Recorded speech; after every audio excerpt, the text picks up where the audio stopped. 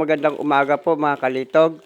Ito po sila sir at binigyan ko po ng kaunting orientation. Bago kami umakyat sa bundok ng Hapunang Banoy, humingi muna kami ng basbas sa Panginoon nating Diyos upang mayroong tayong patnubay sa ating mga paglalakad.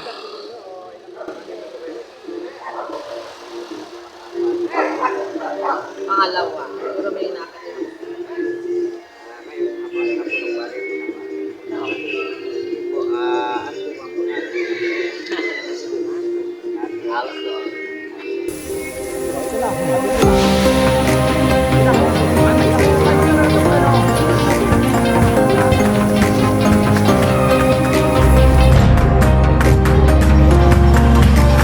Mount Hapunang Banoy!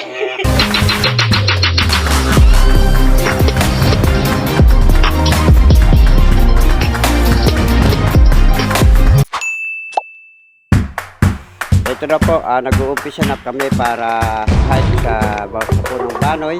Simulan na po namin ang paglalakad.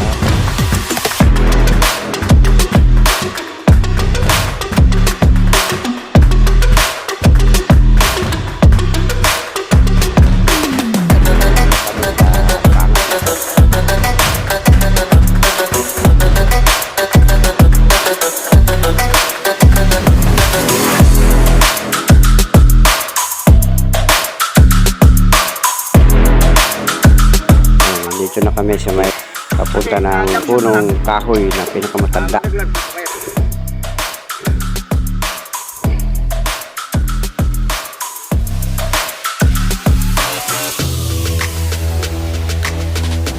Kaway-kaway! Hello po! Kaya diretso na sila sir, paahon na kami puntang punong Banoy. Lapit na kami sa junction.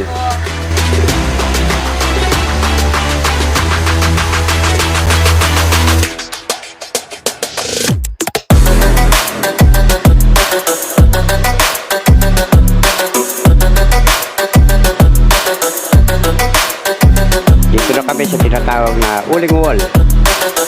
Ayan, yan ang kadalasang mga pahingahan bago manggagaling doon malapit sa Balite.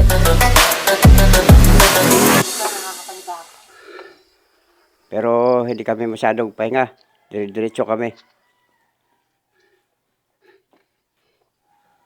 Yan, ito, nakarating na kami sa tindahan sa Hello po, tita! pagitan ng Hapunang Banoy at Mga kalito, ito po yung aking tita ito na ang tinatawag na siya po ang junction. may-ari ng 7-Eleven dito.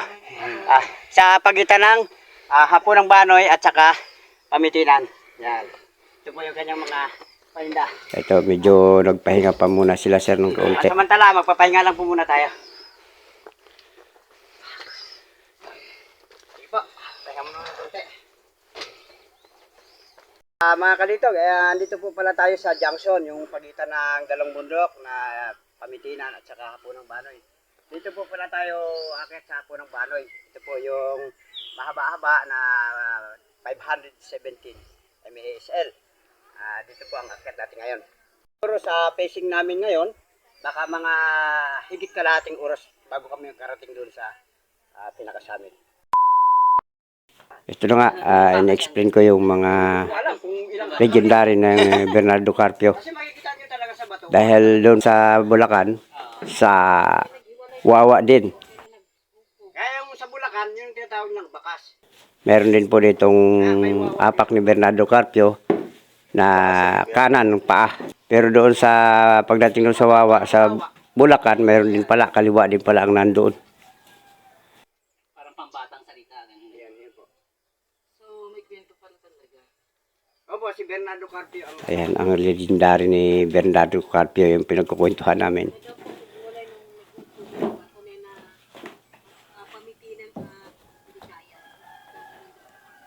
Nag-uupugan na po ito. Yung umawat.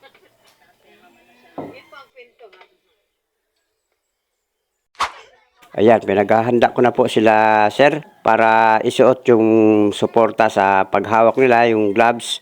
Yan pong inire-require lagi namin dahil may mahahawakan ng mga matitinik, yung mga bato-batong matatalas. Kaya lagi po namin pinagsusuot sila ng gloves. Ito na po, paalis na kami para diretso kami sa Hapunang Banoy.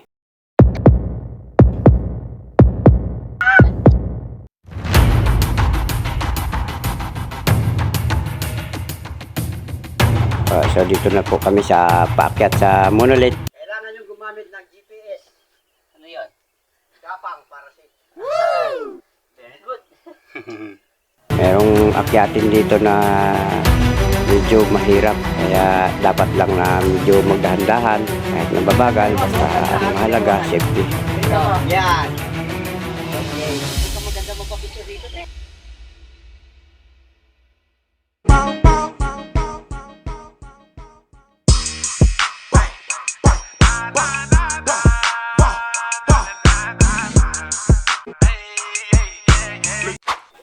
Ayan po ang aming mga tanawin dito sa buong Wawa, Montalban. Nagpa-picture-picture na sila sir dito. Alright. So ito na po, paparating na kami sa Mount Hapunong Banoy. Dito na kami sa mga medyo risky, Pag-angat nyo, mga titingnan nyo hakbangin, sa ibabaw, may mga baka mayroong lusot-lusot bato, mauntog. para hindi sila madisgrasya. Pinagsasabihan ko kaagad na mag-ingat. Mataas nga yung paghakbang, ate. Ito nga pala yung parte na medyo mahaba-habang kahunin. Magmula doon sa baba sa junction. Yan, itong medyo parting mahabang ahon. Kunti na lang, sir. Pagkatapos na dito, Kaya pala tinawag na Hapunang Banoy. medyo patag na, Ito po ang papuntang bundok. summit. Kaya po tinawag na po yung banoy ang bundok na to. Dahil nung araw, napakaraming agila rito. Ang tawag sa amin sa Kabisayaan ng agila ay banoy. Ah. Ibig pang sabihin, mga una nakatira dito, mga Bisaya. Opo. Ngayon halo na kasi dumami na po yung tao. Kaya itong lagang hindi na po ano yun dati. Kaya dito dumadapo. Ibig sabihin dumadapo humahapon. Hapunan. Kaya hapon ang banoy. Yan. Kaya ang Hapuan ng banoy, mga agila, gano'n. ang banoy ay maramihan.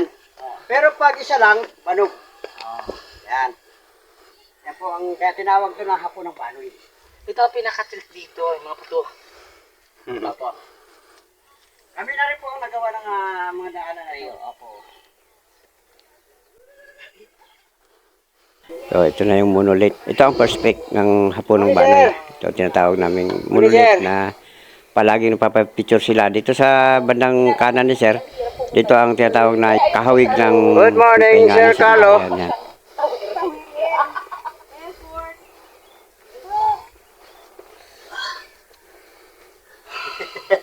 So, dire-diretso lang kami papuntang summit na. Malapit na kami, mga 10 minutes na lang. Pagod na. Kaway daw sir yung mga pagod.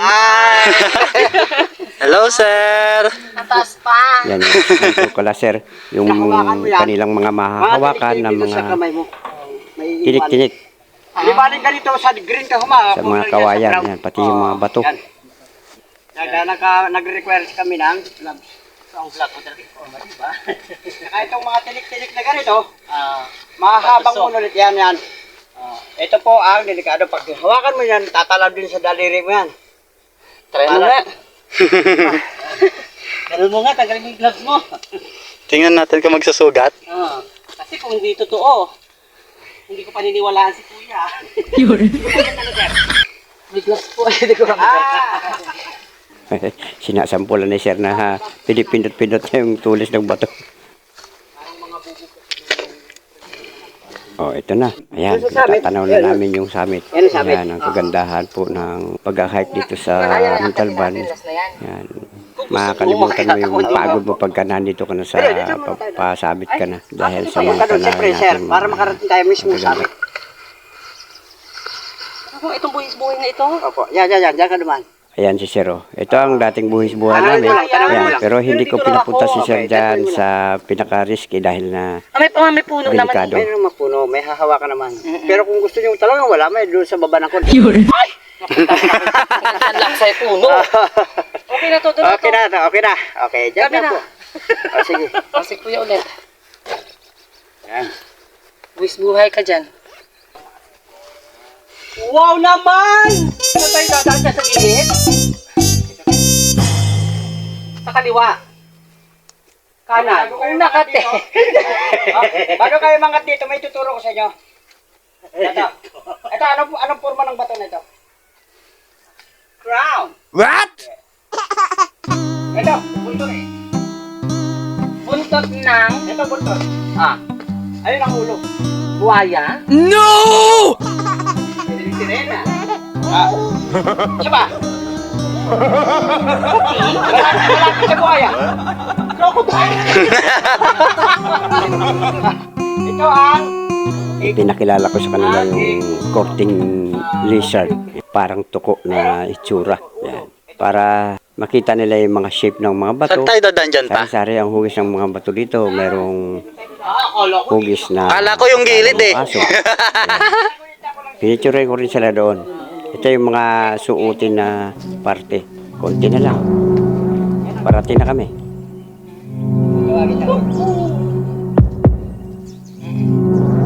Okay, ito po.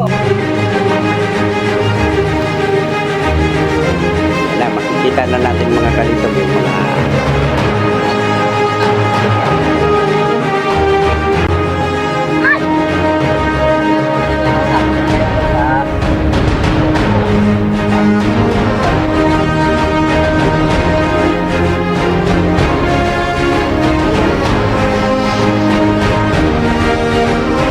Sakit. Ah, Ito na po yung sagot natin. Merong kalitok.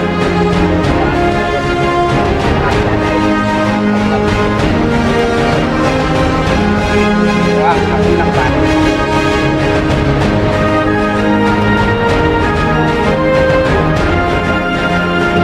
Maraming salamat po sa lahat ng mga sumuporta at mga nanonood sa Kalitog Vlog. napagod na yung cellphone mag-picture. Like and share my video and subscribe to my channel. Maraming salamat po.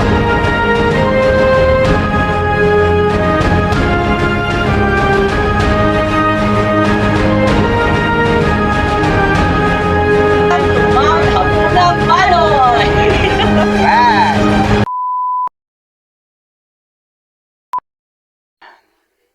Tingnan mo din.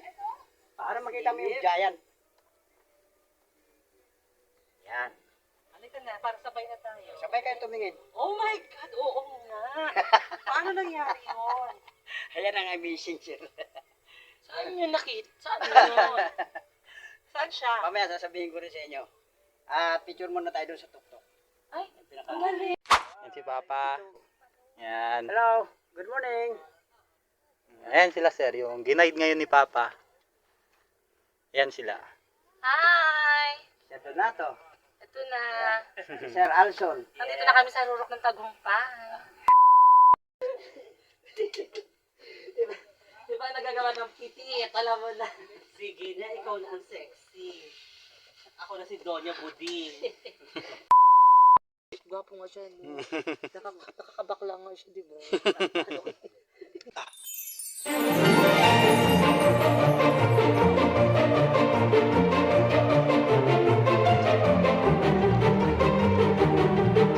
Ang partner niya, oh. Ayun, oh. Ayun.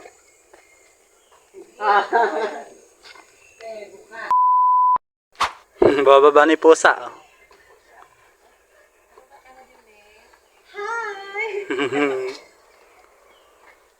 Pusa.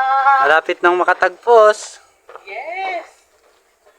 Malapit na tayo. Tapos malapit na sa finish line. Bago Martin, doon na tayo.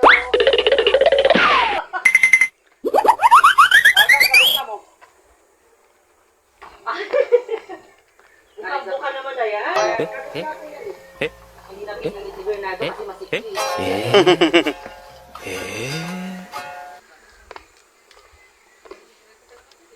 Ang doon na yung tulay. Opo, andyan na sir. Malambot na lambot na.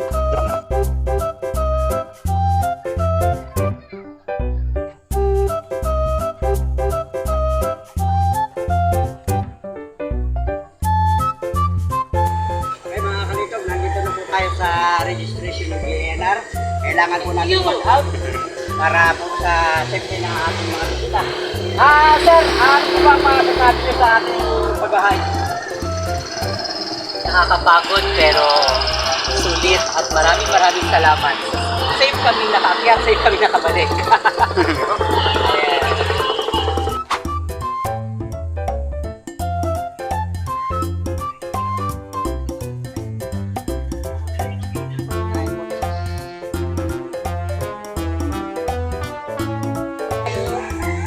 Breakfast tayo kuya. Sige po, doon tayo.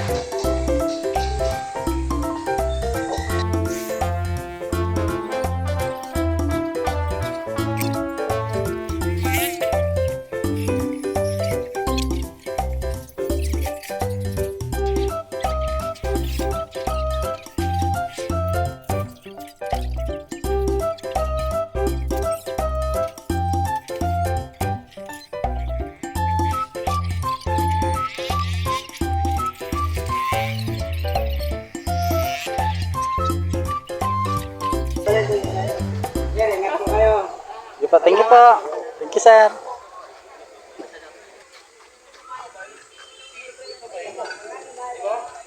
Ano, uwi tayo? Okay. And we skip to the good part. Ay! Kuha! Buwis buhay? Yan. Sakit sa puwita. You've arrived at your destination.